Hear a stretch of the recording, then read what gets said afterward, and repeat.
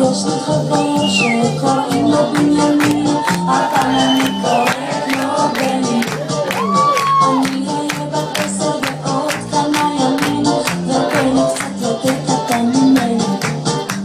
אנחנו נפגשים כל יום בצהריים בחצר ליד רותם שלנו. בני מראה לי איך עומדים על הידיים, ואני מראה לו את התחתונים.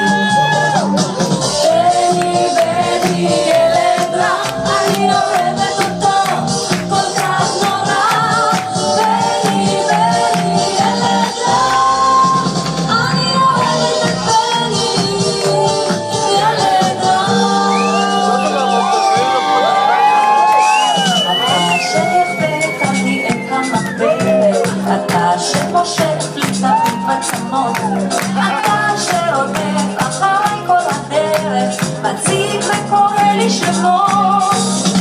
אני שממך כל הזמן מתעלם, אני ששותקת לך עוד ועוד, אני שבדרך הביתה חולמת על סוד שאסור לגלות. אמת או חובה, אמת או חובה, מה יש בה, מה יש במילה היפה. אמת או חובה, אמת או חובה, אנחנו בלב כבר יודעים את התשובה. אמת או חובה.